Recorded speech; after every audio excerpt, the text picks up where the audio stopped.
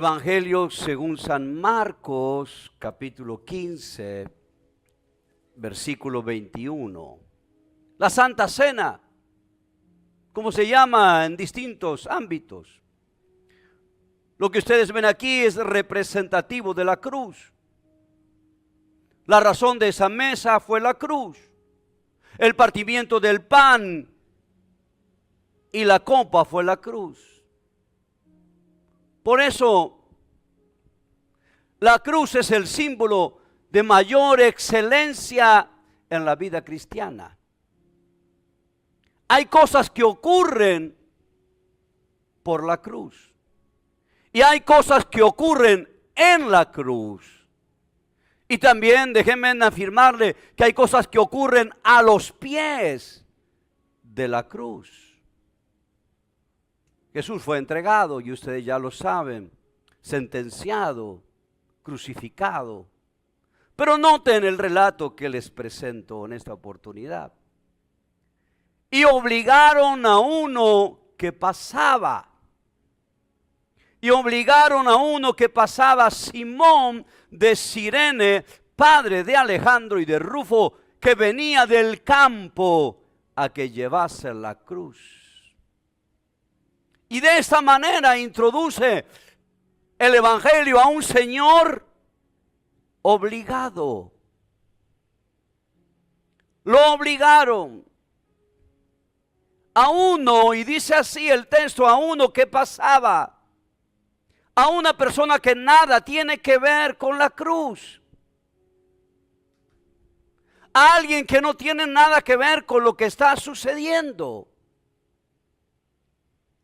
El uso de la autoridad desmedida del soldado romano obliga a un señor que solo está casualmente en aquel lugar a cargar una cruz. ¿Saben? Los romanos son despiadados. Entonces elegían el camino más largo para que el reo de la cruz llevara su propia cruz sobre sus hombros y padeciera mayor dolor y sufrimiento físico. Y la gente se agolpaba a ver el peregrinar de alguien que está caminando hacia su propia muerte, llevando su propia cruz, padeciendo el dolor del flagelo de los látigos en la espalda. Y hay un señor, hay un individuo que solo pasaba por allí. Y lo obligaron a llevar el castigo ajeno, sin razón alguna. Sin por qué. ¿Qué impotencia resulta llevar nuestras propias cruces?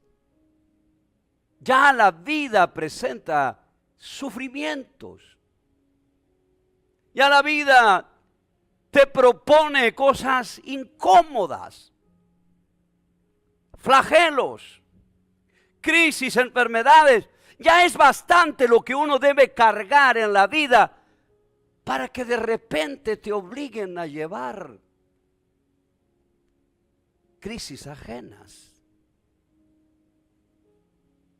Te pregunto, y solo piénsalo, ¿no te son suficientes tus cruces? ¿No son suficientes las cruces que uno tiene que llevar para que de repente, así porque sí, alguien te obligue a llevar una cruz ajena?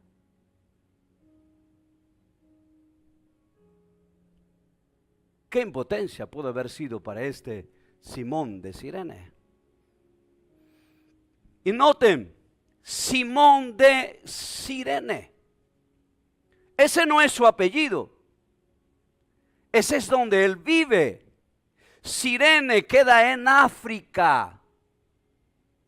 Es muy posible que Simón haya ahorrado toda su vida para venir del África a celebrar la Pascua en Jerusalén.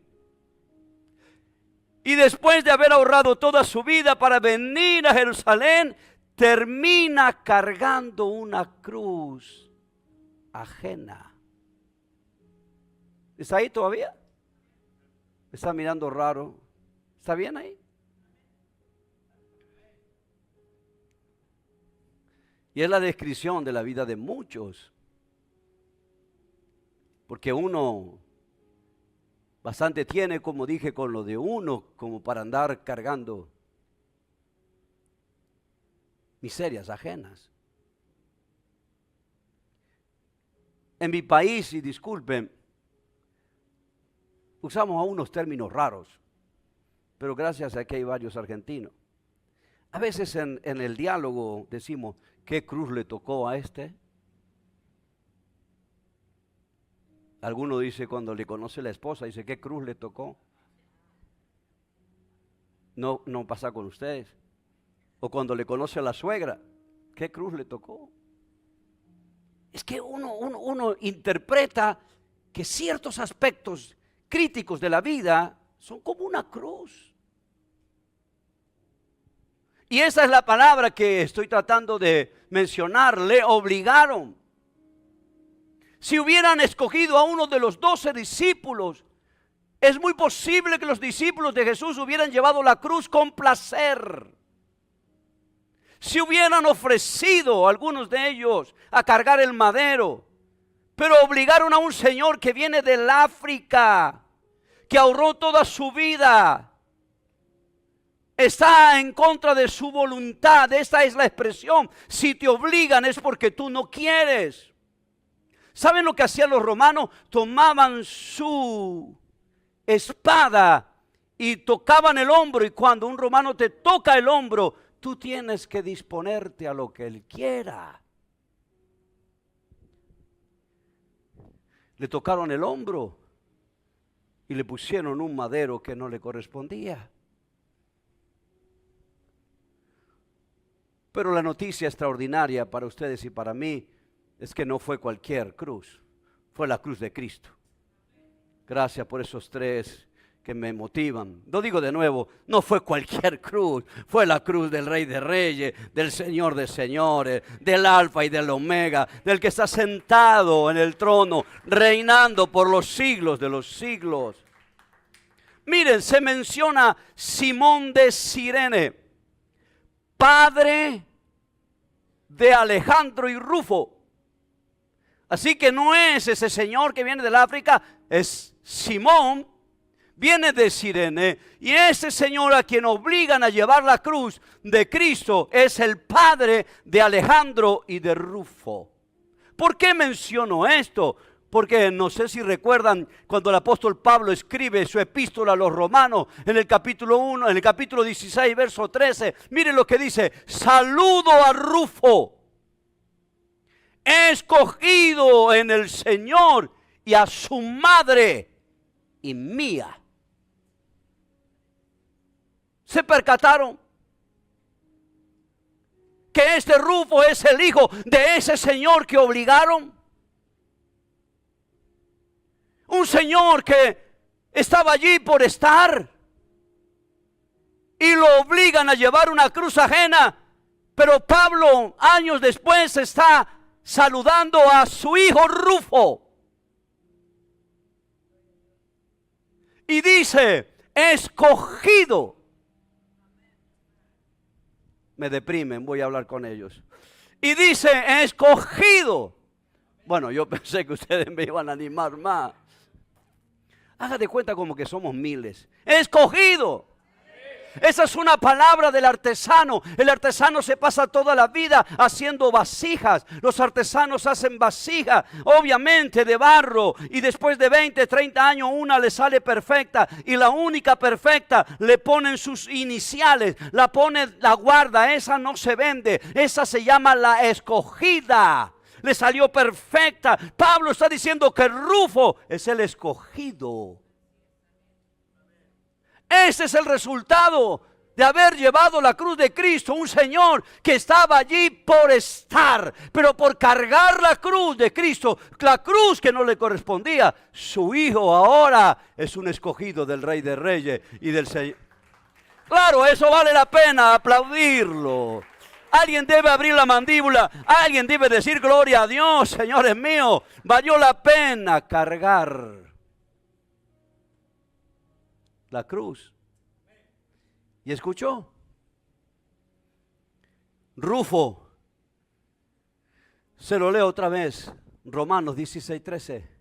Saludo a Rufo, escogido en el Señor, y a su madre y mía.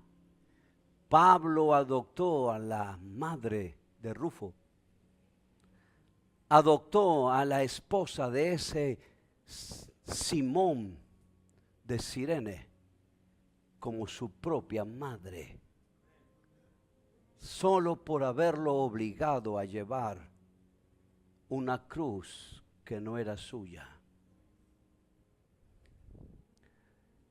¿Qué historia? Lo que puede hacer cuando tú llevas la cruz de Cristo. ¿Estás ahí todavía? Miren, ¿qué efecto tiene haber llevado esa cruz? Aún obligado. Hechos capítulo 13, verso 1. Había entonces en la iglesia que estaba en Antioquía profetas y maestros. Bernabé, Simón, el que se llama Níger, Lucio de Cirene, Manaén, el que había criado junto a Herodes, y el tetrarca y Saulo. Otro hijo de aquel ilustre Cirene que llevó la cruz obligado, ahora está sentado con los grandes ministros del Rey de Reyes y el Señor de Señores. Toda una familia cambió. Toda una familia se transformó porque un día obligaron a Simón de Cirene a llevar una cruz ajena. Qué increíble el poder de la cruz. Qué detalle extraordinario. ¿Me dan unos minutos más? Gracias por esos 3 que me animaron. Y el relato no solamente habla del obligado, habla de las horas de la cruz. Denme unos minutos solo para decir esto y presentarle la mesa del Señor. La hora de la cruz. Dice el texto que habla de la hora tercera, habla de la hora sexta y habla de la hora novena. Qué interesante. La hora tercera es cuando crucificaron a Jesús. Fue crucificado a la hora tercera. Y si usted lee más adelante, a la hora tercera fue cuando la iglesia fue llena del Espíritu Santo, cuando vino el Pentecostés. Eso quiere decir que la cruz de Cristo marca una hora para que nuestra vida sea llena del Espíritu Santo. Gracias, eso merece un aplauso. Es increíble, hay una hora tercera, a la hora en que crucifican a Jesús, a la hora tercera es la misma hora en que el Espíritu Santo desciende en el Pentecostés. Esto es lo que abre la cruz de Cristo. No predicamos siempre de la cruz, predicamos de otra cosa, pero hay que volver a la cruz de Cristo, porque la cruz tiene esa puerta abierta para que el poder del Espíritu Santo te llene, para que el poder del Espíritu llene a tu familia, para que el poder del Espíritu llene a tus hijos, para que el poder del Espíritu Santo nos llene tu negocio, para que el poder del Espíritu Santo llene tu casa, tu plan, tu proyecto, tu empresa. Lo que tú tienes necesita una hora tercera de la cruz. Una hora que te llene. También dice que el relato que a la hora sexta hubo tinieblas. Eso es la manifestación de los demonios.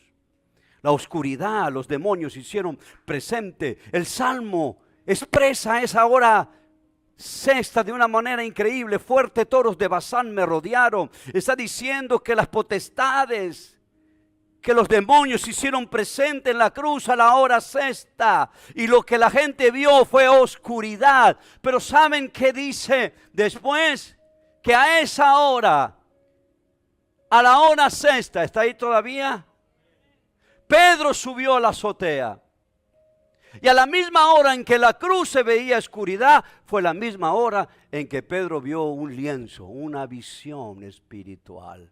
Hay una hora para que el Espíritu llene tu vida. Hay una hora tercera para que se llene tu casa de la presencia de Dios. Pero hay una hora sexta para que tú puedas visualizar, puedas tener visiones de lo que Dios va a hacer contigo, de lo que va a hacer con tu casa, lo que va a hacer con tus hijos. La cruz trae esas dimensiones, las dimensiones de la llenura y las dimensiones de que tú puedas visionar. A mí me gustaría que tú te apropies de la hora sexta en esta oportunidad y que te extiendas en fe y que veas esa salud ya en tu cuerpo y que veas ese negocio prosperando y que veas a ese hijo en el camino del Señor y que puedas visionarte en victoria y que puedas visionar que tu casa está bajo protección. Eso trae la cruz de Cristo. Una hora sexta y una hora tercera.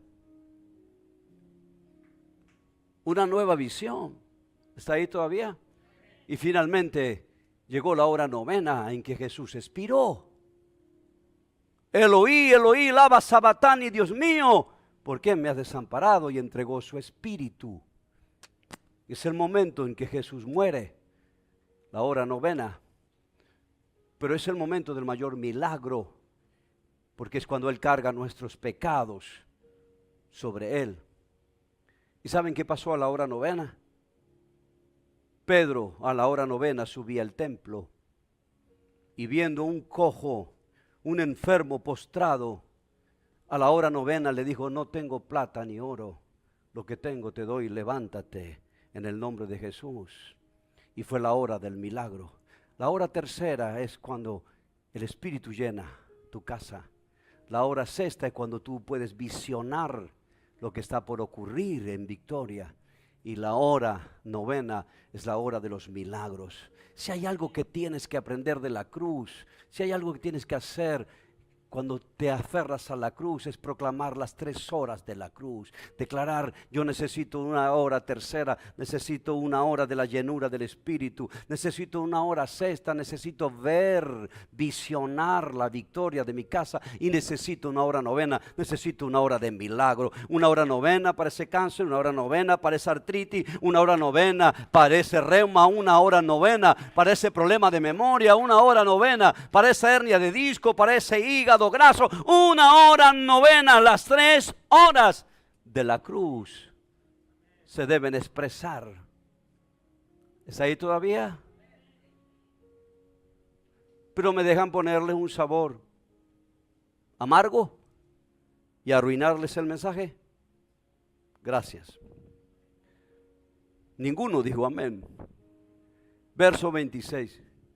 Y el título escrito de su causa era: Rey de los judíos. Me escucharon ya decirlo, que aquí en la cabecera de los crucificados está el expediente de su causa: ladrón, violador. Así que la gente, cuando desfila por la calle viendo a todos los crucificados, lee arriba y dice: a este lo crucificaron por ladrón, a este lo crucificaron por violador. ¿Qué cartel le pusieron a Jesús? ¿Cuál fue la causa por la cual lo crucificaron? Rey de los judíos. El gran conflicto de la humanidad. El gran conflicto, el dilema de nosotros. ¿Quién te manda? A las personas nos gusta abrazar a Jesús como sanador. Nos gusta creer en Jesús como prosperador. Pero no nos gusta que nos manden. Nos gusta que Él sea salvador de nuestras enfermedades, de nuestras miserias, de nuestras crisis. pero no nos gusta que sea rey, porque el rey manda. ¿Saben por qué crucificaron a Jesús? Por decir que era hijo de Dios. A ellos no le importaba. Estaba lleno de milagreros que decían ser hijo de Dios. Lo crucificaron por decir que era rey. Y las personas quieren cualquier cosa menos que te manden. No ustedes, en otra iglesia está lleno de cristianos que son capaces de aferrarse al Salvador, pero molestarse cuando el rey manda. Dice el texto que cuando expiró, el velo se rajó. El templo, el lugar santísimo, había un atrio, había un lugar santo y había una cortina, un cortinado, y del otro lado estaba la presencia de Dios. El sumo sacerdote podía entrar una vez al año, atado con una soga y una campanilla, y cuando traspasaba, si Dios no aceptaba lo que traía por inmundo, el hombre moría, caía. Se escuchaba el sonar de las campanas y de afuera, voy a usar una palabra que no es argentina, pero supongo que ustedes pueden entenderla, lo jalaban y lo sacaban afuera. Nadie podía entrar allí, solo una vez al año. Pero ese día el velo se rompió para permitirte a ti, a ti, a ti, a ti entrar libremente a la presencia del Eterno. Y uno puede decirle, Señor mío, te necesitamos. Sí, va a aplaudirlo. Así que aproveche el velo que está partido. Usted puede hablar en cualquier momento, cuando se está duchando, cuando está en el carro, cuando está manejando, ya no hay velo. Usted puede decir, Dios mío, no aguanto más, estoy cansado, estoy cansada, Señor, no soporto. Ya no va a morir por eso, ninguna campana va a sonar. El que está sentado en el trono está listo para escuchar. Y dice la palabra que antes que hayan hablado, habré oído, y antes que hayan pedido, habré concedido. Santo Dios. Así que, Señor mío, hay cosas que no te pedí, pero ya las estoy recibiendo, y hay cosas que no te dije, pero ya me estás escuchando, porque el velo se ha roto. Por último, naturaleza humana. Solo naturaleza humana. Allí estaban los soldados a los pies de la cruz. Y cuando Jesús dijo, Eloí, Eloí, lama sabactani, Dios mío, ¿por qué me has desamparado? Los señores que están a los pies de la cruz, los soldados, dijeron, a Elías llama. Para los hebreos, Elías es lo mejor. Elías es el profeta que marcó la historia. Ellos están esperando a Elías. Cuando Jesús le dijo a sus discípulos, ¿quién dice la gente que yo soy? Los discípulos dijeron, muchos dicen que tú eres Elías. La gente extrañaba a Elías. La gente quería ver a Elías. La gente quería que Elías vuelva. Elías es el que hace milagro. Elías es el que trajo la lluvia. Así que cuando Jesús está muriendo, en su último suspiro, dice, Eloí, Eloí, lama sabactani. Los soldados dicen, espera, está llamando a Elías. Y uno dijo, le voy a dar con una esponja. ¿Saben lo que es una esponja? ¿Qué le daban? Una especie de vino que adormece, para adormecerlo y que no se muera de dolor. Le quisieron adormecer a ver si viene Elías. Lo voy a decir de nuevo para que lo pueda recibir. A ver si viene Elías. Están frente a Jesús, están frente al sanador, están frente al restaurador, están frente al que va a cambiar sus vidas, al que va a transformar su existencia, pero están esperando a otros. Están frente al que va a resolverle sus dilemas, pero ellos están esperando a otra persona. A ver si viene Elías. Hay mucha gente que está frente a la oportunidad que Dios les da, a la oportunidad de cambiar su matrimonio, a la oportunidad de vivir una vida más tranquila, a la oportunidad de ser felices, pero todavía están esperando a otros que les resuelva el problema. A ver si viene Elías. Qué misterios que hay en la periferia de la cruz. Y aquí estamos. Un pan y una copa, que ahora ustedes conmigo compartirán. Que para muchos puede ser algo dogmático, solamente un símbolo. Pero en esta mesa tan preciosa que las hermanas lo hicieron, está la historia de Simón de Cirene, al que obligaron a cargar un madero que no era suyo. En esta mesa está la hora tercera, la hora del Espíritu, la hora sexta de las visiones, la hora novena de los milagros. Esta mesa representa el velo está partido. Y esta mesa representa a aquellos que todavía no saben lo que significa esta mesa y están esperando que venga un Elías. Y al final el centurión dijo, en verdad, este era el Hijo de Dios. ¿Querrán ustedes compartir la mesa conmigo? Pónganse sobre sus pies.